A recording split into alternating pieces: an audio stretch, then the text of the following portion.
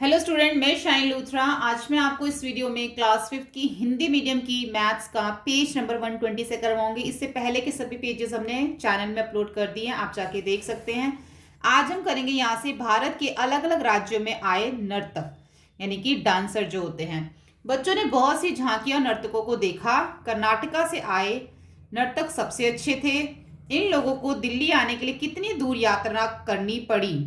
मुझे त्रिपुरा का नाच पसंद आया। सिक्किम और त्रिपुरा दिल्ली से दूर है और पर हरियाणा और उत्तराखंड पास है।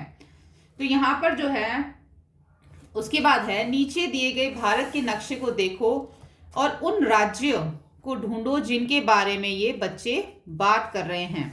ठीक है, कौन कौन से राज्य के बारे में बात कर रहे हैं? पहले तो उन्होंने कर्नाटका की बात करी। कर्नाटका कहाँ है? इधर है कर्नाटका।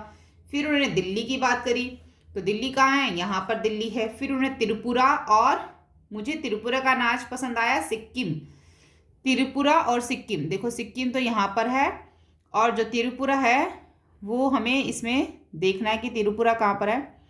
यहाँ पर है इसका सिक्किम और मणिपुर, मिजोरम, ये रहा त्रिपुरा, ये इसका त्रिपुरा हो गया। ठीक है, तो यहाँ पे इन सब की जो बात कर रहे थे उसको हमने देख लिया। आगे है, कर्नाटका की टीम बैंगलोर से चली और उत्तर दिशा की ओर बढ़ी। कहाँ से चली? कर्नाटका की टीम कहाँ से चली? बैंगलोर से चली, यानी कि ये बैंगलोर है, यहाँ से चली और कहाँ बढ़ी? उत्तर दिशा की ओर बढ़ी।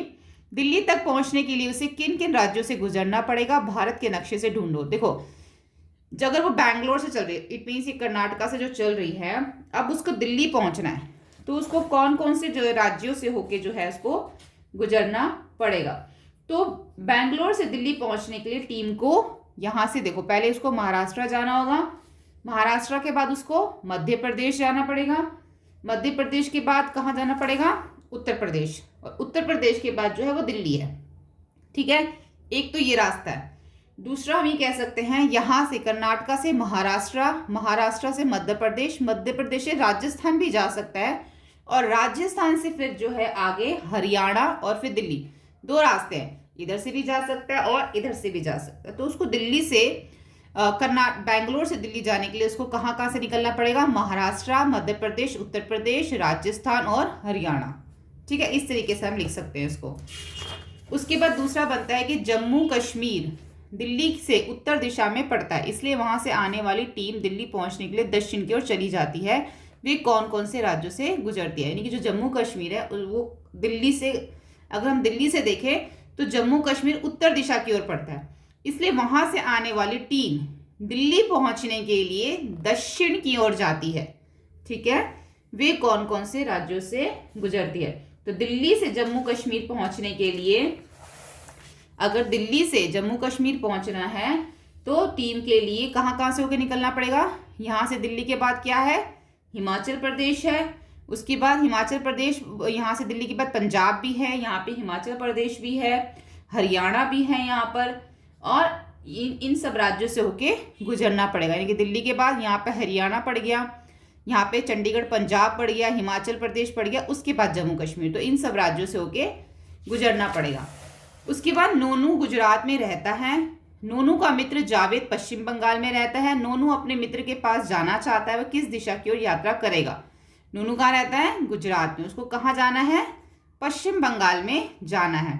तो वो कौन सी पश्चिम की ओर जाएगा? पूर्व की ओर, दक्षिण की, उत्तर की ओर? तो हम गुजरात से पश्चिम बंगाल देखते हैं कहाँ तक, कहाँ पे पड़ता है। ये गुजरात है और जो पश्चिम बंगाल है वो इधर पड़ रहा है, यानी कि पूर्व की ओर पड़ रहा है। ठीक है, ये पश्चिम लिखा हुआ, ये पूर्व। तो गुजरात पश्चिम से, अगर वो गुजरात पश्चिम से, पश्चिम में क्या है? गुजरात, यहाँ से चलेगा तो पूर्व के पश्चिम बंगाल में पहुंचेगा। तो उसको कहाँ जाना पड़ेगा? पूर्व की तरफ जाना पड़ेगा। क्या जम्मू कश्मीर के उत्तर में कोई राज्य है? क्या जम्मू कश्मीर के उत्तर में कोई राज्य है? क्या गुजरात के पश्चिम में कोई राज्य है? तो जम्मू कश्मीर के उत्तर में देखना है और गुजरात के पश्चिम में देखना है। तो यहाँ पर आ जाता है उत्तर। तो जम्मू कश्मीर के उत्तर में कोई राज्य नहीं, क्योंकि उत्तर में सबसे पहले जम्मू कश्मीर ही है और पश्चिम में सबसे पहले गुजरात ही है। तो इन दोनों का आंसर आ जाएगा नहीं। ठीक है, यदि नक्शे पर 1 सेंटीमीटर जमीन पर 2 किलोमीटर, यानी कि 1 सेंटीमीटर 2 किलोमीटर के बराबर है दिखाता है, तो पता करो दिल्ली से जयपुर लगभग कितना दूर है। यानी कि दिल्ली से जयपुर का रास्ता कितना दूर है। तो हम यहाँ देख लेते हैं, ये है दिल्ली और जयपुर कहाँ है यहाँ पे, ये रहा जयपुर। तो अब इसको यहाँ से देखोगे तो दिल्ली से जयपुर, और उन्होंने कितना बोला है, उन्होंने बोला है कि जो 1 सेंटीमीटर है वो 200 किलोमीटर के बराबर। अगर हम यहाँ से लेके यहाँ तक इसको नापेंगे तो 1 सेंटीमीटर तो आ ही जाएगा, ठीक है, और थोड़ा सा उससे और ऊपर होगा। तो इसका मतलब यहाँ से लेके यहाँ तक जो हम 1 सेंटीमीटर बोल रहे हैं वो 200 किलोमीटर तो है ही है, क्योंकि 1 सेंटीमीटर तो आ ही जाएगा, और थोड़ा सा और ऊपर होगा। इसका मतलब जो इसकी दूरी होगी 250 किलोमीटर होगी। ये आपको खुद से भी थोड़ा सा अंदाजा लगाना पड़ेगा। 50 किलोमीटर तो नहीं है, 50 किलोमीटर तो नहीं हो सकती, क्योंकि वो 1 सेंटीमीटर से फिर कम होगा। तो यहाँ पे कम से कम अगर हम इन दोनों को नापेंगे तो 1 सेंटीमीटर तो कम से कम आएगा ही। इसका मतलब 200 किलोमीटर तो है ही है, ठीक है। और 50 किलोमीटर नहीं हो सकता, 500 भी नहीं हो सकता। 500 किलोमीटर के लिए तो बहुत ज़्यादा डिस्टेंस होना चाहिए। तो ये जितना डिस्टेंस हमें दिख रहा है ना, ये 1 सेंटीमीटर होगा, और 1 सेंटीमीटर जो है वो 200 किलोमीटर के बराबर है, और थोड़ा सा और ऊपर होगा तो ये 250 ही बनेगा, 250 किलोमीटर। अंदाज़ा लगाओ कि जयपुर से भोपाल कितना दूर है। हमें सिर्फ अंदाज़ा लगाना है जयपुर से भोपाल, नक्शे पर सेंटीमीटर से और वास्तव में किलोमीटर से। तो हम अगर हम जयपुर से भोपाल देखें तो यहाँ पर आ जाता है हमारा जयपुर, और भोपाल कहाँ है हमारा, इधर है। तो ये कम से कम 3 से 4 जो है 3 सेंटीमीटर तो होगा, ठीक है। अगर ये 3 सेंटीमीटर होता है या 2 सेंटीमीटर होगा, ये यहाँ से लेके यहाँ तक एक, और यहाँ से लेके यहाँ तक दूसरा। अगर हम स्केल से देखें, अगर हम यहाँ से देखें तो ये कितना दिख रहा है, देखो ये 2 सेंटीमीटर ही आ रहा है, ये देखो, ठीक है। ये देखो यहाँ से लेके यहाँ तक ये 2 सेंटीमीटर ही आ रहा है। तो 2 सेंटीमीटर का क्या मतलब हो गया, 1 सेंटीमीटर में 200 किलोमीटर, तो 2 सेंटीमीटर में कितने हो गए, 400 किलोमीटर। तो हम यहाँ लिख देंगे नक्शे पे 2 सेंटीमीटर, वास्तव में 400 किलोमीटर है, ठीक है। नक्शे को देखकर बताओ कौन सा राज्य 4 अन्य राज्यों से घिरा हुआ है। तो ऐसा कौन सा राज्य है जो 4 अन्य राज्यों से घिरा हुआ है। तो हम यहाँ लिख देंगे मध्य प्रदेश, इसके चारों तरफ जैसे कि महाराष्ट्र है, उत्तर प्रदेश है, गुजरात है, छत्तीसगढ़ है। तो ये चारों से जो है वो 4 अन्य राज्यों से घिरा हुआ। तो इसका आंसर हम लिख देंगे मध्य प्रदेश, ठीक है। उसके बाद किस राज्य का क्षेत्रफल सबसे ज्यादा है। अगर उसका नाम नक्शे में नहीं है तो अपने अध्यापक अथवा माता पिता से पूछकर लिखो। बताओ तुमने उत्तर की खोज कैसे करी। जो सबसे ज्यादा जो क्षेत्रफल है वो है राजस्थान का, ठीक है। राजस्थान का क्षेत्रफल सबसे जो है वो ज्यादा है, और नक्शे को देखकर हम इस बात पर सरलता से पता लगा सकते हैं, क्योंकि यहाँ पे राजस्थान आपको दिखा रखा है, इसका क्षेत्रफल सबसे ज्यादा है, ठीक है। यानी कि जो राजस्थान है वो पूरे इंडिया में सबसे जो है ये बड़ा राज्य है, ठीक है। कौन से राज्य का क्षेत्रफल सिक्किम से लगभग 8 गुना है। अब सिक्किम से 8 गुना वाला राज्य कौन सा है। उत्तर प्रदेश है, जिसका जो है सिक्किम से जो 8 गुना है। राजस्थान का क्षेत्रफल पंजाब राज्य के क्षेत्रफल से लगभग कितने गुना है। अब राजस्थान का जो क्षेत्रफल है वो पंजाब से जो है वो 7 गुना बड़ा है। आप इसको लिख देना, यानी कि राजस्थान पंजाब से 7 गुना बड़ा है। आगे देखो, बाल समुद्र तट पर खड़ा विशाल समुद्र को देख रहा है कौन, बाला। बाला जो है वो समुद्र तट पे खड़ा और एक बहुत बड़े समुद्र को देख रहा है। ऐसा लग रहा है कि समुद्र का कहीं कोई अंत नहीं है, कि समुद्र का कोई अंत ही नहीं, इतना बड़ा है। क्या तुमने समुद्र देखा, क्या तुमने समुद्र देखा है। हाँ हाँ लिख सकते हो, अगर नहीं देखा तो नहीं। चित्र में समुद्र कहाँ है, हाँ आपको सामने दिख रहा है। भारत के नक्शे में समुद्र को ढूंढो और नक्शे के समुद्र को किस रंग से दिखाया गया है। तो हाँ मैंने समुद्र देखा है। चित्र में समुद्र बाला के सामने है, नक्शे में समुद्र को नीले रंग से दिखाया गया है। उन राज्यों के निशान लगाओ जिनके एक तरफ समुद्र है। अब किन किन राज्यों में जो एक तरफ समुद्र है, जैसे ये देखो, ये जितना भी नीला हिस्सा है ना ये सब समुद्र। जैसे गुजरात की तरफ हो गया समुद्र, और उसके बाद महाराष्ट्र की तरफ हो गया, उसके बाद कर्नाटका की तरफ हो गया, फिर यहाँ पर जो अगर हम आगे देखें यहाँ पे केरल की तरफ भी हो गया, यहाँ पे तमिलनाडु की तरफ हो गया, आगे आगे देखिए तो ये आंध्र प्रदेश की तरफ भी है। तो ऐसे से जहाँ जहाँ पे आपको दिख रहा है ना वहाँ पे आपने उसको लिख देना। पश्चिम बंगाल की तरफ है, उड़ीसा की तरफ है, तो इन सब राज्यों की तरफ क्या है, यहाँ पे समुद्र है। एक ऐसे राज्य का नाम लिखो जिसके किसी और भी समुद्र नहीं है। तो ऐसे भी राज्य है, आप मध्य प्रदेश लिख दो, इसके किसी और नहीं है, ठीक है। छत्तीसगढ़ लिख दो, इसकी और नहीं है। यहाँ पे उत्तर प्रदेश की ओर नहीं है, तो अब इनमें से कोई भी लिख सकते हो। पता करो, अलग अलग नक्शे देखो और आसपास के नक्शे, भारत के नक्शे और विश्व के नक्शे के उपयोग किए गए अलग अलग स्केल की तुलना करो। मतलब आपको अलग अलग स्केल से नक्शे पे देखना है। नक्शे पर राज्यों के बीच बनी रेखा को देखकर साबु सोच में पड़ गया। मैं दिल्ली से हरियाणा और हरियाणा से राजस्थान तक गया हूँ, पर कहीं पे भी मुझे सड़क या जमीन पर कोई रेखा नजर नहीं आई। ये नक्शे पे कैसे है? नहीं, धरती पर कोई भी लाइन नहीं खींची गई है। नक्शे में हमें यही पता चलता है कि कहाँ एक राज्य खत्म हो जाता है, दूसरा शुरू हो जाता है। ओ हाँ, हमने सीमा पर टोल टैक्स दिया था। मैंने एक बहुत बड़ा बोर्ड मैंने एक बहुत बड़ा बोर्ड लगा देखा जिस पर लिखा था हरियाणा में आपका स्वागत है। ठीक है। अब आगे क्या देखो, शहरों के बीच की दूरी। ये 5 शहर पता करो, यहाँ पे 5 शहर दे रखे हैं इस नक्शे में। इडलीपुर से बर्फी नगर कितने सेंटीमीटर दूर है, ये हमें जो है ना नापना है। अगर हम इडलीपुर से बर्फी नगर नापेंगे तो ये कितने सेंटीमीटर जो है वो दूर आएगा। तो इसको हम यहाँ से देख लेते हैं। यहाँ ये इडलीपुर है, ये बर्फी नगर, तो ये 5 सेंटीमीटर जो है वो 5 सेंटीमीटर दूर है। अगर इडलीपुर से बर्फी नगर तक जाना पड़े तो तुम्हें कितने किलोमीटर चलना पड़ेगा। अब यहाँ पे लिखा हुआ है 10 किलोमीटर। 1 सेंटीमीटर में 10 किलोमीटर है इस नक्शे के अंदर। 1 सेंटीमीटर में 10 किलोमीटर हैं, तो 5 सेंटीमीटर में कितने होंगे? 50 किलोमीटर जो है ये होगा। ठीक है।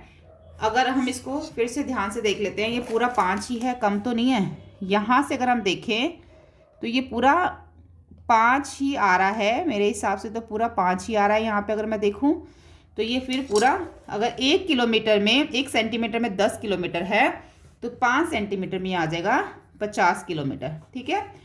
इडलीपुर और बर्फी नगर के बीच आधे रास्ते पर, इडलीपुर और बर्फी नगर के बीच आधे रास्ते पे, यानी कि 50 का आधा हो गया 25 किलोमीटर, 5 सेंटीमीटर का आधा हो गया 2.5। आधे रास्ते पर थुकपा ग्राम पड़ता है, उसे टी के निशान से दर्शाओ। तो जहाँ पे 2.5 आ जाएगा ना, क्योंकि आधा रास्ता बोला है, तो यहाँ पर हमारा 2.5 आ रहा है, तो इसको हमने यहाँ पे टी से दर्शाना है। जलेबीपुर नाम एक शहर, जलेबीपुर जलेबीपुर नाम एक शहर, छोला घाट येरा, ढोकलाबाद येरा दोनों से 35 किलोमीटर दूर है। झोला घाट कौन सी जगह बोल रहे हो? जलेबीपुर जो जगह है वो ढोकलाबाद और झोला घाट से 35 किलोमीटर दूर है। क्या लगता है कि वे कहाँ हो सकता है? उसके लिए जे का निशान लगाओ। तो ये जो है कहाँ हो सकता है? अगर हम इसको मेजर करें, अगर यहाँ से मैं इसको मेजर करूँ, ये ढोकलाबाद है, ढोकलाबाद से भेलपुर मेजर करूँ, उसके बाद ये मैं आगे धागे से जो थ्रेड है उससे मेजर करने के बाद मैं स्केल से मेजर करूँ, तो इसका जो सेंटर पॉइंट पड़ेगा, मतलब 35 किलोमीटर हमें जो है ना इसका देखना है। तो 35 किलोमीटर का मतलब हो जाएगा इसके अंदर 3.5 सेंटीमीटर। ठीक है। तो जहां पर भी ये 3.5 सेंटीमीटर पड़ेगा, ढोकलाबाद से लेके भेलपुर तक पहले मेजर करोगे, फिर आगे धागे से नाप के उसको स्केल पे मेजर करोगे, तो जहां पे भी 3.5 सेंटीमीटर पड़ेगा वहां पर हम जो है इसको लिख देंगे। तो मेरे हिसाब से इसको हमें यहाँ पर जो है वो लिख देना चाहिए। यहाँ पे जहाँ तक मुझे लगता है कि यहाँ से लेके यहाँ तक ये 3.5 जो है वो होगा। ठीक है। जब मैंने ये इसकी इंग्लिश मीडियम की बुक सॉल्व करी थी तब मैंने इसको मेजर किया था, तो वो यहीं पर हमारा जो 3.5 सेंटीमीटर आ रहा था, जो कि यहाँ पे जलेबीपुर पड़ेगा, यहाँ पे हमने जे लिख दिया। भेलपुर और झोला घाट के बीच के रास्ते की दूरी पता करो। भेलपुर का है ये, भेलपुर से लेके झोला घाट के जो बीच की रास्ता की दूरी है वो हमें धागे से नापनी होगी। तुम धागे का इस्तेमाल कर सकते हो। तो जो भेलपुर से लेकर झोला घाट तक अगर हम देखें तो ये 5.5 सेंटीमीटर आता है। ठीक है। तो 5.5 सेंटीमीटर का मतलब हो जाता है 55 किलोमीटर। अगर हम मैप पे देखें तो 5.5 सेंटीमीटर, दोनों में से कुछ भी लिख सकते हो। तो इसके बीच की दूरी 5.5 सेंटीमीटर है। अब यहाँ पर एक आशिका स्कूल है, उसका नक्शा दे रखा है। आशिका स्कूल ऊपर से इस तरह दिखता है। स्कूल के नक्शे को ध्यान से देखो और खाने गिनकर पता लगाओ। ये देखो, ये जो स्कूल का नक्शा आप देख लो, यहाँ बगीचा है, यहाँ स्कूल सभा मैदान है, यहाँ पर हॉल है, ये सारी क्लासेस हैं, 3rd A, 5th, 2nd, 3rd B, 4th, 1st, ये सारी क्लासेस है। ये खेल का मैदान है, यहाँ पर दफ्तर है, ये गेट है। और ये जो ये चीज़ें देख रहे हो ना, ये सब कमरे के गेट है, एंट्री जहां से होती है कमरों के अंदर। ठीक है, अब देखो क्वेश्चन क्या बनते हैं इसमें। स्कूल सभा मैदान का क्षेत्रफल दफ्तर के क्षेत्रफल से कितना गुना ज्यादा है? तो किसका क्षेत्रफल? स्कूल मैदान का। अब स्कूल मैदान का क्षेत्रफल ये है, दफ्तर का क्षेत्रफल ये है। तो हमने पता इसको कैसे देखना है, यहाँ पे लिखा हुआ स्केल 2 सेंटीमीटर जो है वो 5 मीटर के बराबर है। तो देखो ये 2 सेंटीमीटर इधर आ रहा है, ठीक है, ये 2 सेंटीमीटर हो गया इधर वाला, यानी कि ये जो है वो 5 मीटर है। अब अगर मैं इधर से देखूं तो ये कितना आ रहा है, यहाँ से ये जो है यहाँ से भी 5 मीटर आ रहा है, यानी कि 2 सेंटीमीटर आ रहा है। अगर मैं ऊपर देखूं तो ये कितना आ रहा है, सिर्फ हमारा 1 सेंटीमीटर आ रहा है। 1 सेंटीमीटर का मतलब कितना हो गया, 2.5 मीटर। ठीक है, इसका इतना आ रहा है। अगर मैं यहाँ से देखूं तो ये कितने सेंटीमीटर आ रहा है, यहाँ से अगर मैं इसको देखूं तो ये यहाँ पर जो है वो यहाँ पर 3 सेंटीमीटर, 3 सेंटीमीटर, या तो हम इसको सेंटीमीटर्स में लिख लें। 3 सेंटीमीटर का मतलब हो गया यहाँ से लेके यहाँ तक तो 5 मीटर हो गया। उसके बाद 2.5 लगा लो, तो 5 और 2 7, 7.5 यहाँ से हो गया। वैसे तो आपको देख के ही पता चल रहा होगा कि स्कूल सभा का मैदान बड़ा है, और ऐसे ही यहाँ से हो गया। तो आप देख के भी बता सकते हो कि जो स्कूल सभा मैदान है वो जो है उसका क्षेत्रफल, स्कूल सभा मैदान का क्षेत्रफल दफ्तर के क्षेत्रफल से कितना गुना ज्यादा है। तो हम इसको लिख सकते हैं कि 5 गुना ज्यादा है, 5 गुना ज्यादा है। क्योंकि यहां से भी अगर आप देखो तो ये आपको पता चल जाएगा 7.5 यहाँ से है, 1 2 3 4 5। अब ये यहाँ से लेके यहाँ तक कितना है, 2, फिर यहाँ से लेके यहाँ तक कितना है, 2, 2 और 2 4, 4 और 1 यहाँ पे हो जाएगा 5, यहाँ पे आपका बन जाएगा 2.5 सेंटीमीटर। ठीक है, तो ये 2 सेंटीमीटर, फिर 2 सेंटीमीटर यानी कि 4 सेंटीमीटर, 4 सेंटीमीटर में हम 2 प्लस कर देंगे 6 7, तो 7 पॉइंट नहीं, यहाँ पर ये आ रहा है ना हमारा 2 और 2 4 और 2, और उसमें हमने 2.5 प्लस किया, ये 2.5 है, हाँ ये 2.5 है, तो ये 4 आ रहा है इन दोनों को, ये हमारा 2.5 तो 7.5 हो गया। लेकिन यहाँ पे कितना आ रहा है, ये 2 और उसके बाद ये 2, ये 2 और 2 कितना हो जाएगा, 4 सेंटीमीटर। 4 सेंटीमीटर में अगर हम 2 सेंटीमीटर प्लस करें, 4 5 6, 6.5 सेंटीमीटर आ रहा है हमारा इधर वाला। ये अभी हमने सेंटीमीटर में निकाला है, मीटर में नहीं निकाला। तो 7.5 सेंटीमीटर इधर बन रहा है और 6.5 सेंटीमीटर हमारा इधर बन रहा है। तो ये इससे 5 गुना जो है वो ज़्यादा है। ठीक है, नहीं तो अब इसके बॉक्सेस देख लो, 1 2 3 4 5 6 7 8 9 10 11 12 13 14 15, और ये कितने हैं, 1 2 3, तो 3 5 15, तो 5 गुना ही ज़्यादा ना इससे ये। ठीक है, हर कक्षा की लंबाई और चौड़ाई कितनी है? हर कक्षा की लंबाई चौड़ाई हमें जो है इसमें बतानी है। लंबाई 5 मीटर, चौड़ाई 4 मीटर। तो अब हमें हर कक्षा की इसमें से बताना है कि लंबाई और चौड़ाई कितनी है। हर कक्षा की जो लंबाई है 5 मीटर, चौड़ाई 4 मीटर है। सबसे अच्छा जो है इसमें ये लंबाई 2 मीटर है या चौड़ाई 1 मीटर है। तो इसका जो आंसर है वो ये है कि हर कक्षा की लंबाई 5 मीटर है और चौड़ाई 4 मीटर है। कैसे है 5 मीटर, बताओ।